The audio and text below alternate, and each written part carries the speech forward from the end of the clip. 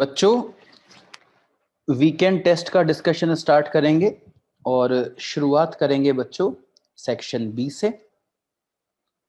उसके बाद फिर सेक्शन ए के उन सवालों को डिस्कस करेंगे जिसमें आप लोगों को शायद मेरी हेल्प की ज़रूरत हो।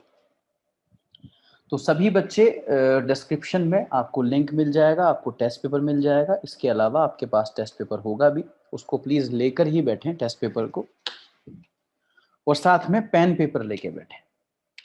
सवाल नंबर 36 से स्टार्ट करूंगा, पढ़ लीजिए क्या लिखा है सवाल। The motion of a particle is described by x is equal to x naught 1 minus e to the power minus kt। तो t जो है वो ग्रेटर देन 0 लेना है, x नॉट एक पॉजिटिव कांस्टेंट लेना है, k भी एक पॉजिटिव कांस्टेंट लेना है। ग्रेटर देन 0 मतलब पॉजिटिव कांस्टेंट। तो what is the initial velocity of the particle, particle की इनिशियल वेलोसिटी हमें बतानी है। तो इक्वेशन बोली गई बच्चों x is equal to x naught minus x naught e to the power minus k t, और किस पे कमेंट करना है, वेलोसिटी पे। तो अगर मैं इस इक्वेशन को डिफरेंशिएट कर दूं तो लेफ्ट हैंड साइड पे dx बाई dt और कांस्टेंट का डेरिवेटिव होगा 0, x naught as it, then d by dt आप e to the power minus k t का करेंगे तो चेन रूल लगाएंगे। पहले e to the power minus k t को एज इट लिख देंगे और उसके बाद d बाई डी टी और कर देंगे माइनस के टी का, जिसको आपने t सपोज कर लिया। dx by dt is v minus x naught e to the power minus kt, d by dt of t is 1, so that will be minus k only. Minus minus plus v is equal to k x naught e to the power minus kt, इसको आप लिख सकते हैं v is equal to k x naught upon e to the power kt। ये आ गया बच्चों v और t का रिलेशन। पर आपसे पूछा गया इनिशियल वेलोसिटी, मतलब t is equal to 0 पर जो वेलोसिटी की वैल्यू होगी उसी को इनिशियल वेलोसिटी कहा जाएगा। तो वेलोसिटी और टाइम का जो रिलेशन है उसमें t को 0 पुट कर दीजिए। तो k x naught upon e to the power k t, t की जगह 0 पुट कर दिया, ई टू द पावर 0, इससे जो वेलोसिटी आई वही इनिशियल वेलोसिटी है। Anything raise to power 0 is 1, so u is equal to k x naught. This is initial velocity of the object. तो आपके दिए हुए जो ऑप्शन है अकॉर्डिंग टू टेस्ट पेपर, उसमें जो बी ऑप्शन है वो इसका सही जवाब होगा। आगे चलें, नेक्स्ट क्वेश्चन 36 के बाद क्वेश्चन नंबर 37 जो कि एनसीईआरटी से मैंने लिया है। On a 2 lane road, car A is traveling with a speed of 36 km per hour. 2 cars B and C approach car A in opposite direction with a speed of 54 km per hour each at a certain instant. When AB is equal to AC, both 1 km, B decides to overtake A before C does. The minimum required acceleration of car B to avoid an accident. ये NCERT का सवाल जरूर है, लेकिन मैं ये नहीं कहूंगा कि ये बहुत ही बेसिक सवाल है। It's a very good problem. Question number 37 from the test paper. तो बच्चों इस सवाल में ये कहा गया कि एक सड़क है और वो 2 लेन है। इस तरह की सड़क है, 2 लेन। इसमें कोई कार ए है, कार ए, और वो 36 किलोमीटर पर आवर से जा रही है। बच्चों किलोमीटर पर आवर को मीटर पर सेकंड में कन्वर्ट करने के लिए 5/18 से मल्टीप्लाई कर लेना चाहिए। इसलिए 36 को जब आपने 5/18 से मल्टीप्लाई किया तो ये आ गया 10 मीटर पर सेकंड। तो कार ए की जो वेलोसिटी है वो 10 मीटर पर सेकंड आ गई। इस पिक्चर में 2 कार और हैं, एक कार का नाम है बी और एक कार का नाम है सी, जो कि अपोजिट डायरेक्शन से कार ए को अप्रोच कर रही है। दिस इज कार ए। तो ये कार बी है, ये इधर से कार ए को अप्रोच कर रही है। ये कार सी है, ये इधर से कार को अप्रोच कर रही है। और ये दोनों कार 54 किलोमीटर पर आवर से चल रही है, मतलब 54 × 5/18 दैट इज 15 मीटर पर सेकेंड, 15 मीटर पर सेकेंड से ये चल रही है, इसलिए ये वाली स्पीड भी है 15 और ये वाली स्पीड भी है 15। ऐसा सवाल में बोला गया है। एक और बात, एक और इंफॉर्मेशन जो इस सवाल में दी गई है वो है कि जो डिस्टेंस ए बी है वो 1 किलोमीटर है, 1 किलोमीटर, दैट मीन्स 1000 मीटर। और जो डिस्टेंस ए सी है वो भी 1 किलोमीटर है, 1000 मीटर। बी ने डिसाइड किया कि ए को ओवरटेक करें, लेकिन बात यह है कि जब बी ए को ओवरटेक करेगी तो उसको इधर आके ऐसे निकलना पड़ेगा, और वहां पे रिस्क ये है कि कहीं ये आके इससे ना टकरा जाए। समझ गए ना, ओवरटेक करने के लिए दूसरी तरफ आना पड़ेगा गाड़ी को, तो कहीं टक्कर ना हो जाए, इस बात का बहुत ध्यान रखना है।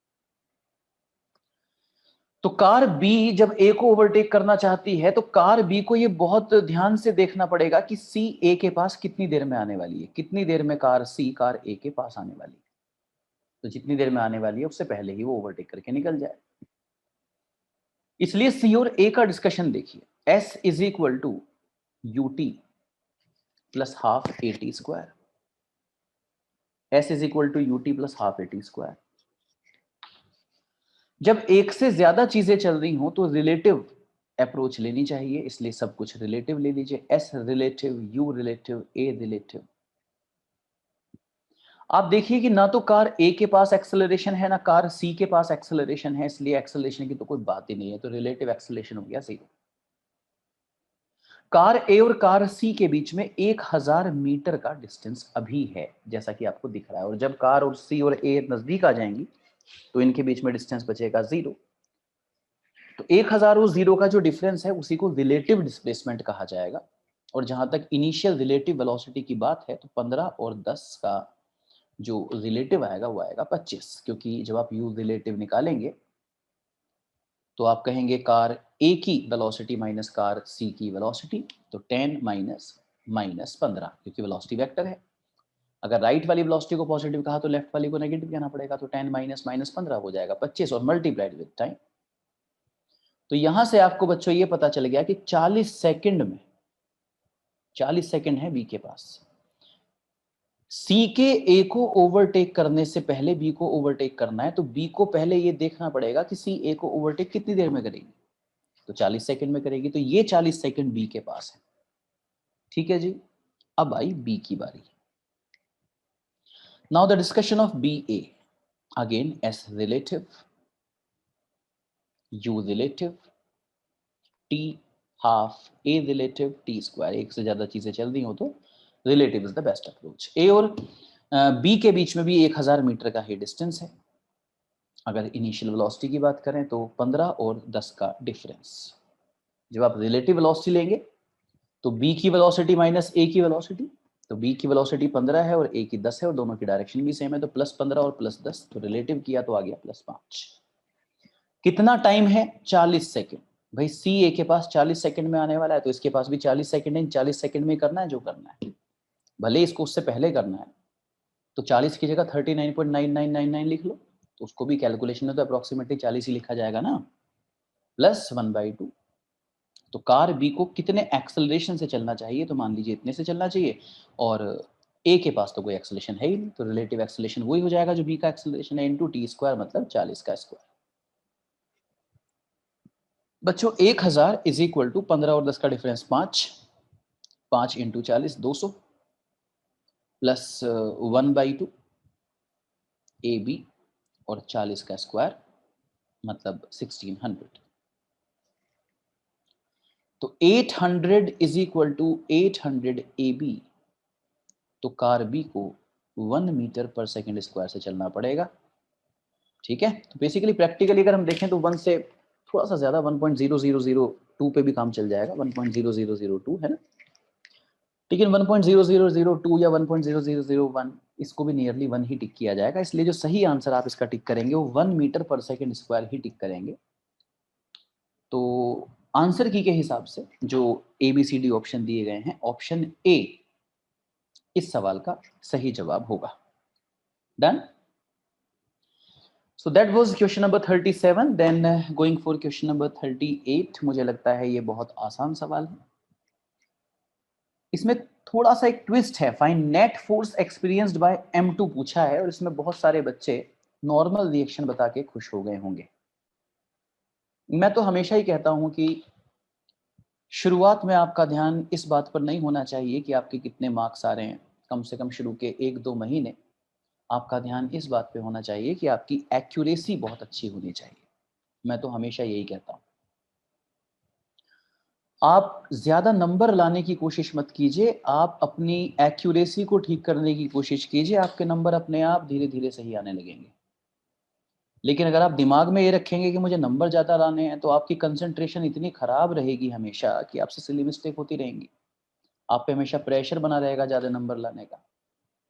तो जब अपनी एक्यूरेसी को अच्छा रख के बाय डिफॉल्ट ही आपके नंबर अच्छे आने लगेंगे, तो सही डायरेक्शन में सोचिए ना, परेशान क्यों होते हैं। M1, M2, M3 ये 3 ब्लॉक हैं, तो net force experienced bye M2 पूछ रहा है। तो बेसिकली अगर आप M2 को देखें तो M2 पे कौन कौन सा फोर्स लग रहा होगा, तो एक तो इधर से नॉर्मल रिएक्शन M1 लगा रहा होगा और एक इधर से नॉर्मल रिएक्शन M3 लगा रहा होगा। दोनों तरफ से नॉर्मल रिएक्शन लग रहा है। जब इस सिस्टम को ऐसे पुश किया जा रहा है तो पूरा सिस्टम राइट साइड में चलेगा, पूरा सिस्टम, तो मतलब ये ब्लॉक भी राइट साइड में ही चलेगा, लाइक दिस, ऐसे।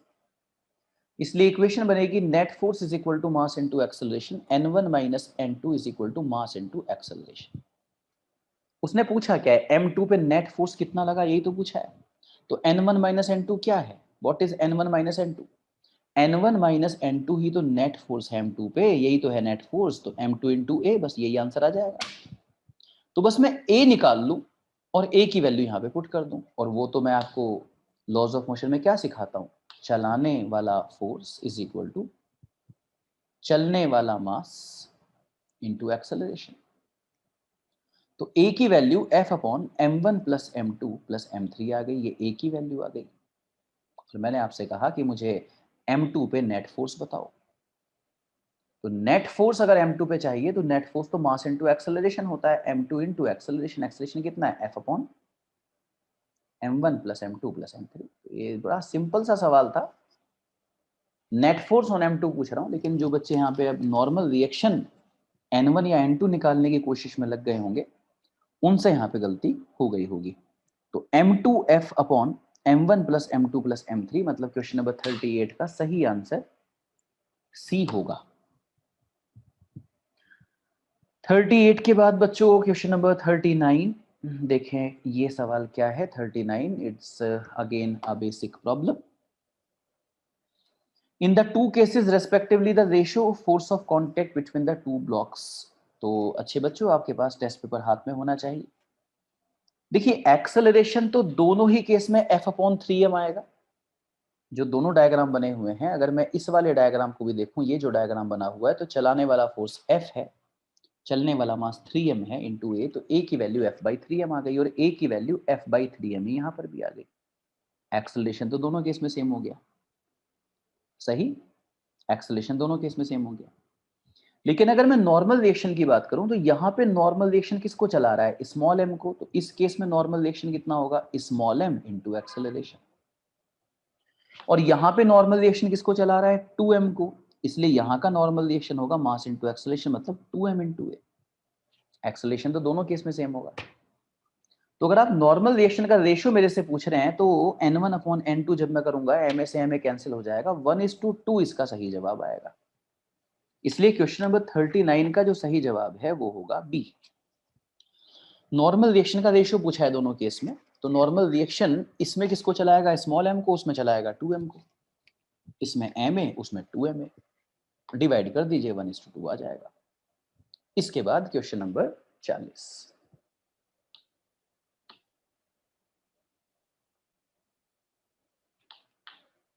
क्वेश्चन नंबर 40 बच्चों, कॉन्सेप्ट ऑफ मूवेबल पुली इसमें लगने वाला है। ये एक पुली है और यहां पर एक ब्लॉक है, ये वायर एक और पुली के साथ बंधा हुआ है, फिर यहाँ सीलिंग के साथ ऐसे कनेक्शन है, और यहाँ पे एक और मास जुड़ा हुआ है। ये मास M1 है, ये मास M2 है। और आपसे पूछा गया है कि find acceleration of block B, इसका नाम ब्लॉक बी है इसका, और हमें ब्लॉक बी का एक्सेलरेशन यहाँ पे बताना है। तो ये सेम वायर में सेम टेंशन आप जानते ही हैं, तो इस तरह से आपने बना दी टेंशन,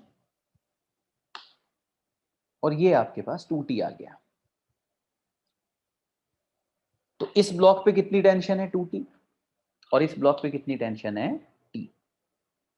तो मैंने आपको सिखाया था टेंशन और एक्सेलरेशन का प्रोडक्ट बराबर होना चाहिए। अगर टेंशन में इस ब्लॉक पे टेंशन TS पे 2T है तो 1:2 का रेशियो है, तो एक्सेलरेशन में भी 1:2 का होना चाहिए। जहां टेंशन कम वहां एक्सेलरेशन ज्यादा, और जहां टेंशन ज्यादा वहां एक्सेलरेशन कम। रजिस्टर रिवाइज कीजिए बेटा, क्योंकि ये लेक्चर नहीं चल रहा है इस टाइम, ये तो सॉल्यूशन चल रहा है पेपर का। तो अगर आपको ये नहीं आता तो कॉन्सेप्ट ऑफ मूवेबल पुली आप पहले रजिस्टर से रिवाइज कर लीजिए। इसलिए जब m1 को आप देखते हैं तो m1 को चलाने वाला फोर्स T है, मास इनटू एक्सेलरेशन, ये आपका इक्वेशन नंबर 1 बन गया। और जो m2 है उसके लिए आप कहेंगे कि डाउनवर्ड फोर्स है m2g, अपवर्ड फोर्स है 2T, net force is equal to mass into acceleration, equation number 2। तो जो T की वैल्यू है वो इक्वेशन नंबर 1 से उठा के मैं इक्वेशन नंबर 2 में पुट कर रहा हूं। T की value m2g minus 2T, T की जगह 2m1a इक्वेशन नंबर 1 से is equal to m2, m2g is equal to m2a plus 4m1a, m2g upon m2 plus 4m1, किसकी वैल्यू, a की value, m2g upon 4m1 plus m2, मतलब option A, question number 40 का सही जवाब होगा option A. ठीक है जी। 40 के बाद बच्चों क्वेश्चन नंबर 41 पे जाएंगे, और क्वेश्चन नंबर 41 रिपीट हुआ, ये आपके क्लास रजिस्टर से ही है। पहले ही दिन मेरे ख्याल से लॉज ऑफ मोशन में ये वाला सवाल मैं कराता हूँ बच्चों को, आपको आपके पहले ही लेक्चर में शायद ये मिल जाएगा। देखिए क्वेश्चन नंबर 41 की बात कर रहा हूँ। इस तरीके से एक दीवार है और यहां पर ऐसे एक स्फेयर बना हुआ है,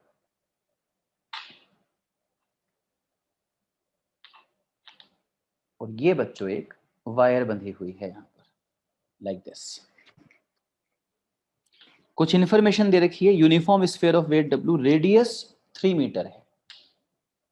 रेडियस मतलब ये जो है रेडियस है, ये 3 मीटर है, 3 मीटर, और स्ट्रिंग की लेंथ 2 मीटर है, ये 2 मीटर है, और रेडियस कितनी है 3 मीटर, ये 3 मीटर है, दिस वन। और आपसे normal reaction by the wall पूछा जा रहा है, normal reaction by the wall. बच्चों ये जो है वेट है mg, ये mg की डायरेक्शन है जिसको वेट कहते हैं, और जो दीवार है वो इस तरह से नॉर्मल रिएक्शन लगा रही होगी, दीवार ऐसे नॉर्मल रिएक्शन लगा रही होगी। आपको नॉर्मल रिएक्शन की वैल्यू ही बतानी है, कोई भी सरफेस अपने परपेंडिकुलर लगाती है ना नॉर्मल रिएक्शन। और बच्चों टेंशन लगी हुई होगी वायर में, इनवर्ड ऐसे टेंशन आ रही होगी, लाइक दिस, ऐसे आ रही होगी टेंशन। मान लीजिए कि एंगल थीटा है, तो ये टेंशन का अपवर्ड कंपोनेंट आएगा, और ये टेंशन का, इस टेंशन का, ये जो टेंशन है ना इसका कंपोनेंट कर रहा हूं, तो टेंशन का इधर की तरफ जो कंपोनेंट आएगा बच्चों, ये कंपोनेंट होगा टी कॉस थीटा, और ऊपर की तरफ होगा टी साइन थीटा। तो बच्चों क्योंकि स्फीयर रुका हुआ है तो ऊपर जो फोर्स है वो नीचे वाले फोर्स के बराबर होगा, मतलब T sine theta is equal to W, equation number 1। और लेफ्ट वाला फोर्स राइट वाले फोर्स के बराबर होगा, that means T cos theta is equal to N, equation number 2। जब मैंने दोनों इक्वेशंस को डिवाइड कर दिया तो टी को टी से कैंसिल कर दिया, साइन अपॉन कॉस हो गया टेन, तो tan theta is equal to W by N. और आप एन पूछ रहे हैं ना मेरे से, तो एन की वैल्यू हो जाएगी डब्ल्यू अपॉन टेन थीटा, ये आपका आंसर हो जाएगा। तो आप सोचेंगे टेन थीटा कितना होगा, तो मेरे ख्याल से आप सबको एक राइट एंगल ट्रायंगल दिख रहा होगा। अगर आप सबको एक राइट एंगल ट्रायंगल दिख रहा है तो उसमें मुझे ट्रायंगल का बेस दिख रहा है और हाइपोटेन्यूस भी दिख रहा है। देखिए ऐसा ट्रायंगल बना हुआ है ना, तो ये 2 मीटर और ये 3 मीटर मिला के 5 मीटर हो गया, और ये base of the triangle 3 metre हो गया, और आप ये वाला थीटा ढूंढ रहे हैं। तो ये पाइथागोरस से निकाल लो, √5 का स्क्वायर माइनस 3 का स्क्वायर, ये 4 मीटर आ जाएगा। अगर आप टेन थीटा ढूंढ रहे हैं तो tan theta perpendicular upon base मतलब 4/3 आ गया। तो टेन थीटा की जगह हमने लिख दिया 4/3। क्या लिख दिया टेन थीटा की जगह? 4/3। तो आप देख सकते हैं कि यहाँ पे n जो आ गया आपका वो आ गया W/4/3, इसलिए n की वैल्यू हो गई 3W/4। n की वैल्यू हो गई 3W/4। तो क्वेश्चन नंबर 41 था ये, और ऑप्शन के हिसाब से इसका आंसर डी होगा। इसके बाद बच्चों क्वेश्चन नंबर 42 पे चलते हैं। क्वेश्चन नंबर 42 अगेन एक मूवेबल पुली का सवाल है। सेक्शन बी में सवाल 15 थे, लेकिन आपको करने तो कोई 10 ही थे।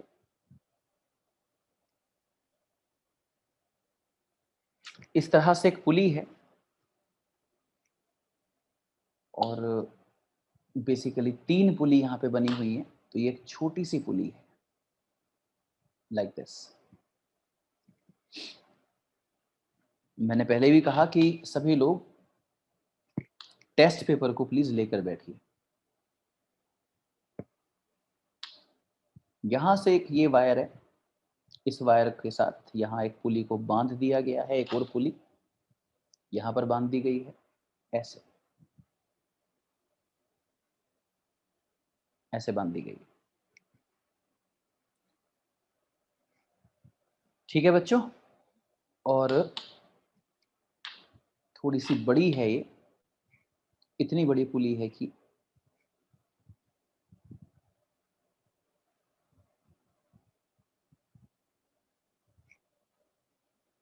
ये वाली वायर इसके ऊपर से घुमाई है, ऐसे ऐसे घुमा दी इसके ऊपर पूरी ये वाली वायर, और घुमा के फिर इसको यहां पे लेके आए, यहां लेके आए।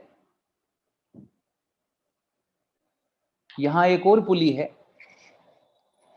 एक और बड़ी सी पुली यहां पर बनी हुई है ऐसे।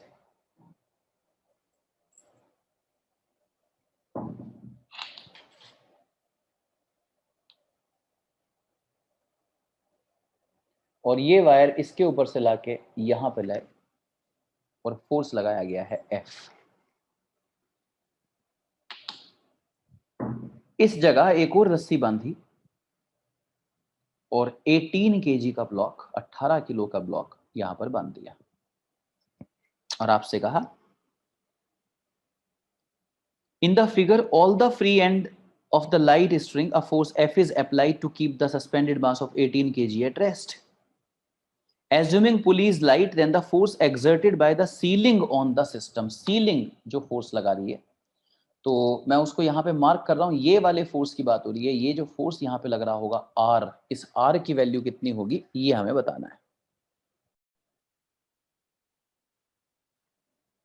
तो बच्चों मैंने इसी तरीके से इस बात को कहा होगा आपको कि पर्सन वायर पे जो फोर्स लगाता है वही वायर की टेंशन बन जाती है। तो ये देखिए, ये टेंशन मैंने यहाँ पे लिखी T, और ये T F के बराबर ही होगा, तो इस बात को ध्यान रखना। फिर चलो इस वायर का पीछा करते हैं। तो ये देखिए, ये T, ये भी T, ये सेम ही वायर है, देखो ये भी T, ये भी T, ये वायर देखो यहाँ पे भी देखो एकदम सेम है, ये पूरी वायर सेम है बच्चों। करो उसका पीछा है, पूरी एक ही तो वायर है, ऐसे है ना जी, पूरी एक ही वायर को लपेटा गया। पेन चला के दिखाऊं, ये देखो ये पूरी एक ही वायर है, ऐसे लाके घुमा के यहाँ पे बांध दी है, पूरी एक ही वायर है। तो सेम वायर में सेम टेंशन, ये लॉजिक लगा दिया, हर जगह टी आ गया। तो अब आप इस वाली पुली को देखें तो इस पे 1 2 3 ऊपर 3T है, तो यहाँ पे भी 3T हो गया, और ये देखिए 3T हो गया। इस 3T ने इस 18 किलो के mg को मतलब 180 को बैलेंस कर रखा है। तो 3T अगर 180 है तो T की वैल्यू 60 है। T की वैल्यू कितनी है? 60। टी की वैल्यू कितनी है 60।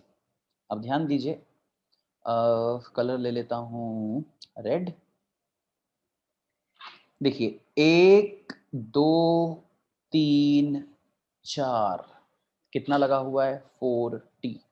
1 2 3 4 इतना ही फोर्स लगा हुआ है, तो ये r इसे ही तो बैलेंस कर रहा होगा 4t को, r 4t को ही तो बैलेंस कर रहा होगा। तो r is equal to 4 into T की जगह 60, मतलब r होना चाहिए 240, मतलब ऑप्शन डी। ऑप्शन डी सवाल नंबर 43। बच्चों ये आपको रजिस्टर में मिल जाएगा। उसने कहा था to keep M3 at rest, M3 should be, तो ये रजिस्टर में आपको मिल जाएगा सवाल 4m1 m2 upon m1 plus m2 इसका आंसर है। ये प्रीवियस ईयर है और मैंने आपको रेगुलर क्लास में इसको करवाया है। देन क्वेश्चन नंबर 44 पे जाते हैं बच्चों। ये कंस्ट्रेंट रिलेशन का सवाल है। अलोंग द रॉड या अलोंग द वायर सभी वेलोसिटीज को सेम होना चाहिए, ये इस कॉन्सेप्ट पर बेस्ड है। वेक्टर प्रोजेक्शन का सवाल है। बेसिकली अगर ये ब्लॉक इस तरह से चल रहा होगा, मान लीजिए v नॉट वेलोसिटी से ये ब्लॉक चल रहा होगा ऐसे, v नॉट वेलोसिटी से, ये एंगल थीटा दे रखा है, तो ये वाला एंगल 90 माइनस थीटा होगा और ये कंपोनेंट होगा v naught cos 90 minus theta. v naught cos 90 minus theta मतलब v नॉट साइन थीटा। तो बच्चों अलोंग द वायर या अलोंग द रॉड सभी मॉलिक्यूल्स की वेलोसिटी सेम होनी चाहिए। तो ये देखो वायर के अलोंग एक velocity v naught sine theta आ गई और वायर के अलोंग ही एक वेलोसिटी v दे रखी है।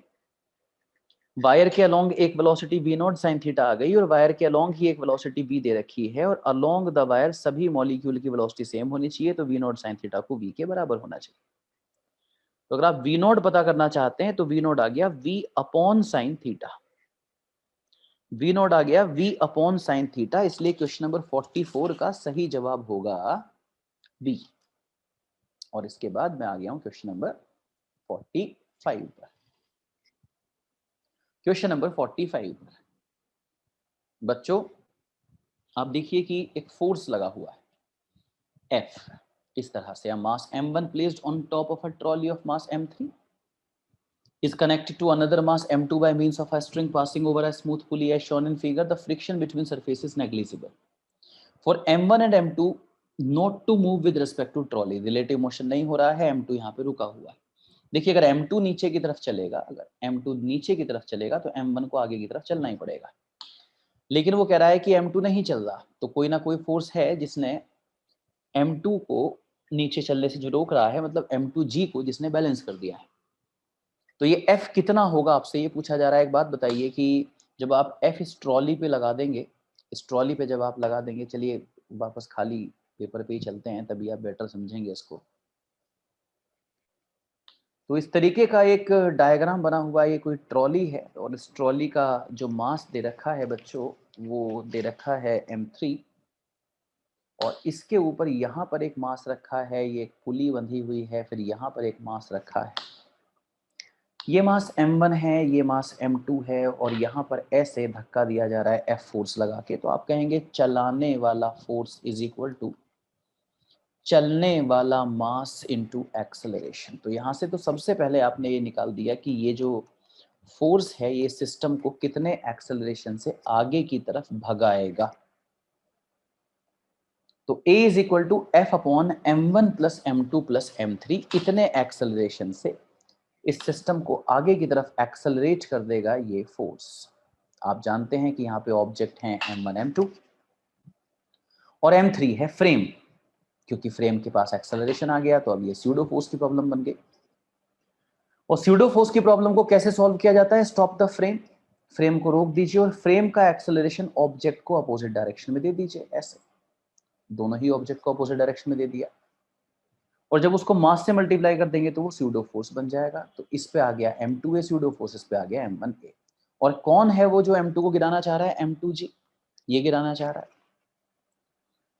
तो बच्चों ये फोर्स चाहता है कि m2 नीचे की तरफ चले, पुली क्लॉकवाइज घूमे और m1 आगे की तरफ चल दे, जबकि ये फोर्स इस प्रोसेस का अपोज कर रहा है।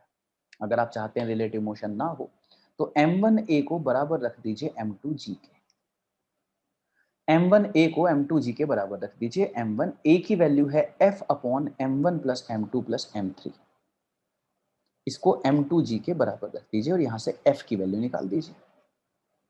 तो यहां से f की वैल्यू आ गई बच्चों m1 plus m2 plus m3 into m2g upon m1, ये आ गई आपकी value m1 plus m2 plus m3 m2g upon m1। मतलब कौन सा ऑप्शन टिक करेंगे? सी ऑप्शन टिक करेंगे। स्यूडो फोर्स का बढ़िया यूज हुआ है यहाँ पर।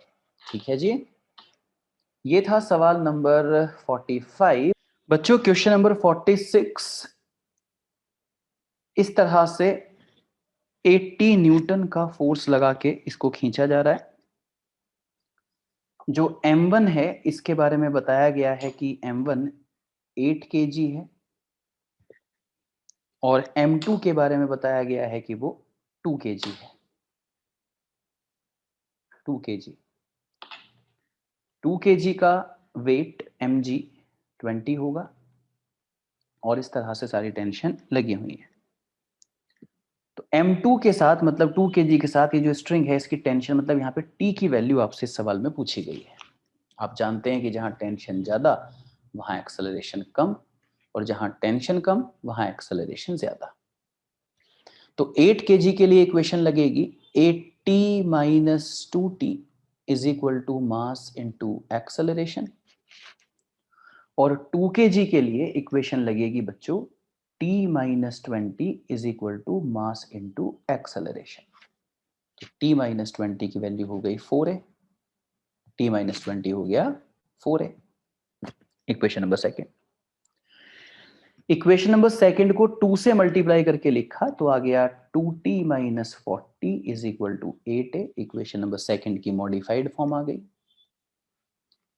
प्लस 2t माइनस 2t से कैंसिल हो गया, 80 minus 40 is 40, 40 is equal to 16a। a की वैल्यू 40 बाई 16 मतलब 20 बाई 8 कह दीजिए या 10 बाई 4 कह दीजिए या 5 बाई 2 कह दीजिए।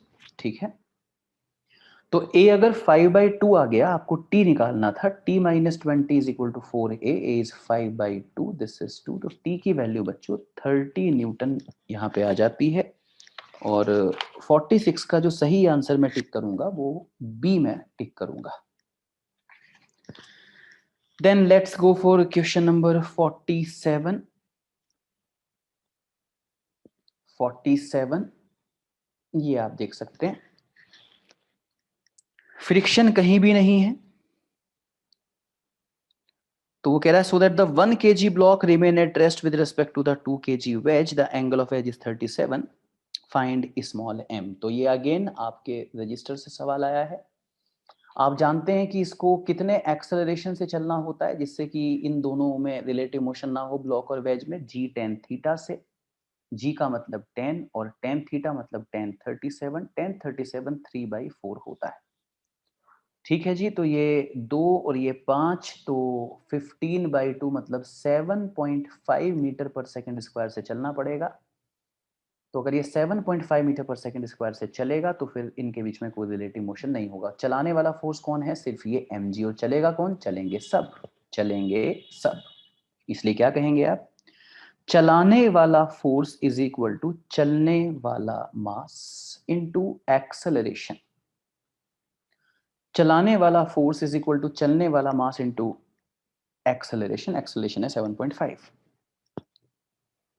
इसीलिए बच्चों 10m is equal to m plus 3 into 7.5, 10m minus 7.5m is equal to 3 into 7.5। बच्चों 2.5m is equal to 22.5। Point से पॉइंट कैंसिल कर दीजिए और m की वैल्यू जो है वो 225 अपॉन 25, 225 अपॉन 25।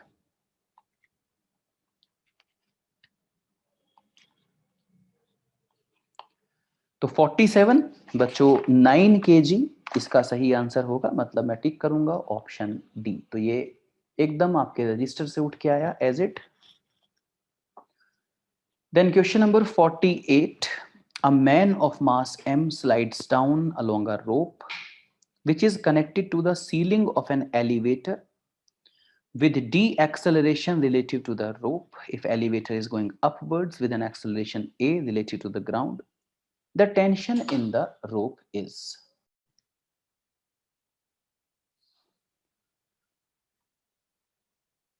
तो सीलिंग जो है बच्चों वो एक एलिवेटर की है, मतलब इस तरीके से ये एलिवेटर है, यहाँ पर इस तरह से एक रस्सी है, रस्सी पे बच्चों एक पर्सन है लाइक दिस, और ये ऐसे ऊपर की तरफ ए एक्सेलरेशन से जा रही है।